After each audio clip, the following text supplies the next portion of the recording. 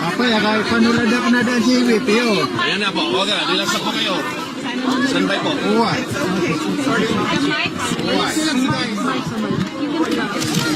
Okay. VP, how was the visit po? Sandali. Siguro, VP will start by saying kung ano yung, paano siya, ano yung nangyari sa visit niya kay Presidente. Go. Oh, okay, sige. So, I visited former President Duterte.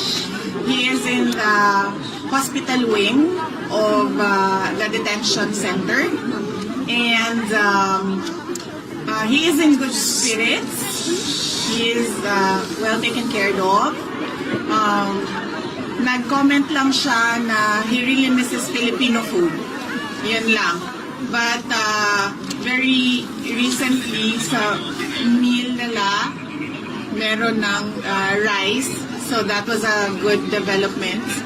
And then we discussed about his legal team. And we discussed about the family. And we discussed about the country. Gano'n po katagal niya? Okay, questions now. Gano'n po katagal yung visit niyo kay President Duterte? The visit lasted for an hour. So it was from 4 p.m. to 5 p.m. VP, what was his reaction or ano po yung kinuwento niya tungkol dun sa nangyaring initial appearance kanina? Hindi namin na-discuss.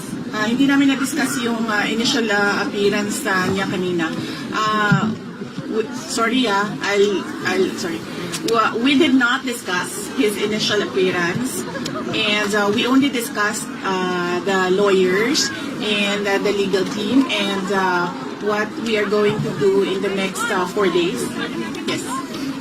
VP, were you surprised that the former president appeared via live stream? Were you expecting him to see him there at the chamber? I had no expectations. I did not know. I did not know he was appearing before a live stream. But I think it was the decision of the doctor. So inside the facility, all the decisions are made by the doctor. VP, what's the plan now? The next hearing is September 23 pa. How will the family prepare for this? May rotation ba? Okay. So I have not discussed the arrangements with next of kin and relatives here. I will discuss it with them tonight, and I will relate to them also what the president said and what the president wanted them to know. And so yes, we haven't made arrangements yet. But I will not leave until a relative comes to make sure that there is a next of kin living here. Yes. VP, tungkol po sa usapan nyo ni dating Pangulo, may hiniling po ba sa inyo? Sa usapan nyo ni PRD, may hiniling po ba siya sa inyo? English. Oh, yeah. Okay. Yes. When we talked, he, as a request, he asked me to go home. So, he repeatedly said, do not leave the country. Do not leave the Philippines. And so I told him na I know, I understand that. And I do not want to be here as well. Unfortunately, I am the only one who has a Schengen visa. And I am the only one who is a lawyer. So I told him that when we are able to meet with the legal team, that I will immediately return home and yes, do my work. May defense team na po ba si PRD, ma'am? Defense team, yes. We already have a lead counsel. And there will be meetings with, we had a meeting with him yesterday. And then we will have a meeting in person when he arrives this weekend. And how many? Is it Nicholas Kaufman? Okay. Yes, the president already appointed ba, no? Term. Yes, the president already appointed Nicholas Kaufman as his lawyer. Ma'am, let me just go back to what he said to you, telling you not to leave the Philippines. Yes. What was the specific concern about it? And if you can also address yung, kasi according to Malacanang, they gave you a travel authority until April 30 in several countries. Ano po kaya yun, ma'am? Ano yung reason for the travel? My travel? Yes. The moment that I felt that it was an extraordinary rendition, the moment that it was I felt that it was a kidnapping because they were holding him in 250, which is the air base of the Presidential Airlift Wing.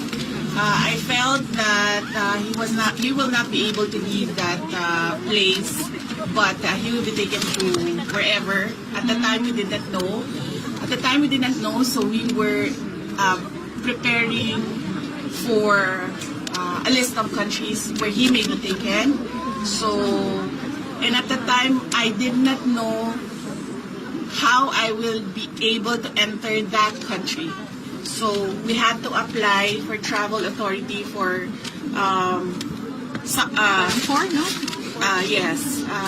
countries because I did not know how I would be able to travel. Okay. So, di siya necessarily pupuntahan, VP, or kumbaga i-complete yung travel up to April 30? With regard to the date, no. No Because naman. at the time, I did not know also how long Right. was I gonna be, how long was I gonna be, yes, wherever he is. So we applied for until April 30. But it doesn't mean that I will be here until April 30. Yeah. So I will be here until the legal team is doing their work already, and another relative is here to assist me. Did he explain his concerns why you shouldn't, leave the Philippines? He said that yes, I should immediately go back, just leave him here. But I said no, I cannot do that because no one will decide for him outside. So very limited people have access to him right now. So I told him that I just have to form that legal team. Then I can work remotely in the Philippines talking to the legal team. And then, yes, so I just need next of kin to come here. And everyone's applying for visa right now. Pero wala po siyang fears that it will be taken advantage of, your absence? Well, he did not express fears about taking advantage. Some people or whoever taking advantage of my absence, but he repeatedly said that you must not leave the Philippines. You must go back to your country. You're not supposed to be here. And then I insisted that yes, I know what I have to do, and that I just need to set up something here in The Hague, and then I will immediately go back to the Philippines. VP, What was the disposition po and demeanor of the president when you saw him? And were you able to see po yung detention center, detention area for the former president? No, I was not allowed inside his detention area. We met in the visitors area, and the demeanor was, he looked well rested. I asked him that. I said, you look well rested. And then he said that, well, I don't do anything here except sleep and watch TV because he has access to a TV. And then I also, and then I asked him about the food because I know his preferences for food. And then he said, yes, well, that's my only complaint is that I really miss Filipino food. Specific Kuan mo na sa Bisaya ba kanang Inununan. kanang Inununan. Paksiw lang. paksiw na isda. Ayan, inununan sa Bisaya. Paksiw, inununan. BP, BP, inununan. any comment po doon sa plano ng mga otoridad na i-raid po yung tahanan ng mga Duterte sa Davao City? Ito ba ay makonsider nyo na part sa para pabaksakin ng mga Duterte family? Yes, I heard about that. The search warrant applied for all the houses, all our houses, all the members of the family. And I mentioned to my siblings that you don't have control over this anymore.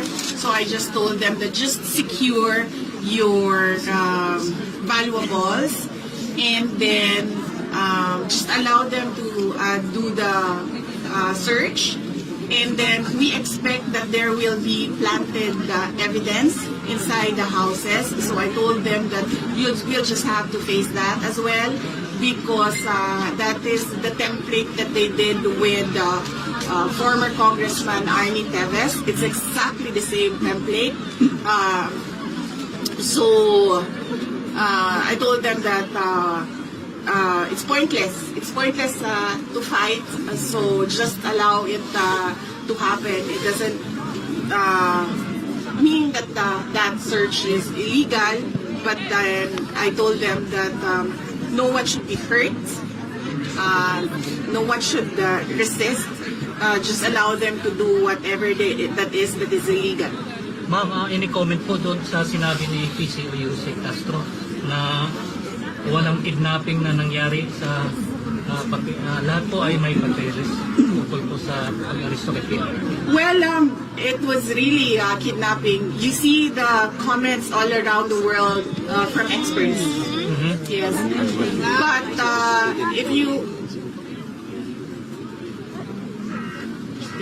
But if you talk to lawyers, they call it extraordinary rendition. But for a family member like me, that's kidnapping. That's forcibly taking my father to another country and illegally arresting him. So that's clearly kidnapping. Ma'am, mag-apply po ba si PRRD ng interim release? That is something that I cannot comment on because it's a legal strategy. So I would leave that to the lawyers if the lawyers would like to talk to the media. But I will not comment on legal strategy. I would also add that because I told him a lot of people are crying. They are depressed, hurt, stressed about what happened and what is happening right now and what is happening in the country. And then he said, sabihin mo sa kanila, relax lang, may hangganan ang lahat.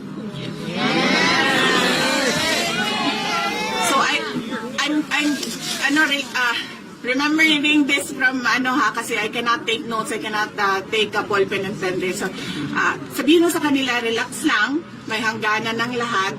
There will be a day of reckoning for all. Mahal na mahal po ang Duterte family ng mga OFW at mga Pilipino po sa bansang Pilipinas. Ngayon, grabe po yung emosyon ng mga Pilipino dahil mahal po nila si PRRD at kayo po. So may mensahe po ba kayo para sa lahat ng mga Pilipino? Yes. Unang-una, nagpapasalamat ako sa lahat ng ating mga kababayan. Mag-English ka po, sir? Yes. Okay. Kasi...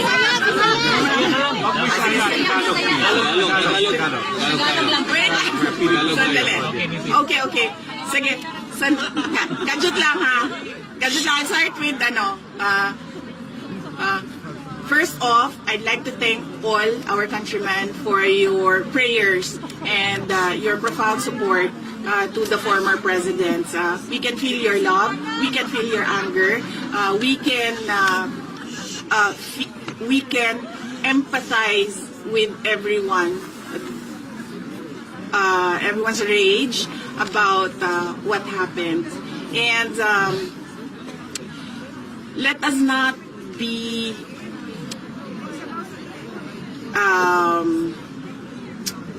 let us not forget the real issues in our country, and that is that is the poverty, that is corruption, that is the failure of the government to answer the demands from the people about accountability and transparency. The failure of the government to address peace and security in our country. So, Your flowers, why is it? because I wanted to give it time, airtime. I wanted to give the flowers airtime because I don't know who gave this, but the people who gave this made efforts to go to a flower shop and buy flowers. So I wanted to give it airtime just to say thank you to those who took time to buy flowers. They know I love flowers, so thank you. Address ka. Now, she will now address the Filipino community. Harap ka na dito, VP. Dito sa Okay, sige, dito sa Asia. Okay.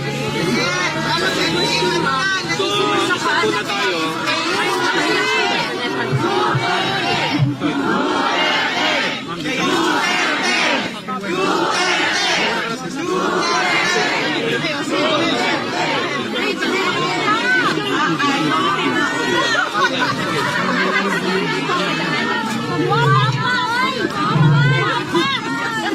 Dami na siguro?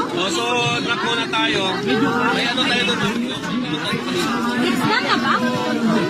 Hey, just give way. Wait, sino Give her way.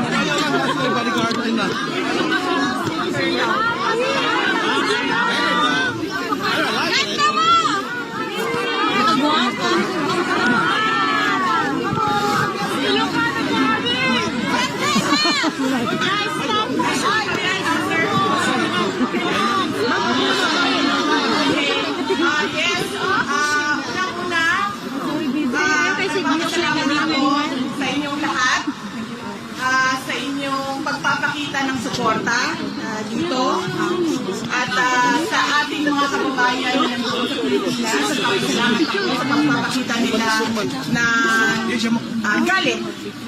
At sa nangyari kay President Duterte, sa nangyayari sa ating bayan, napakahalaga yung pagpapasalamat ko sa mga dasal ninyo. Madami ang nagdadasal at malaking tulong yon ang dasal dahil nagbibigay yon ng lakas ng loob sa lahat ng pinagdadaanan ngayon ni President Duterte. Pangalawa, madami sa inyo ang hindi nagtrabaho ngayon.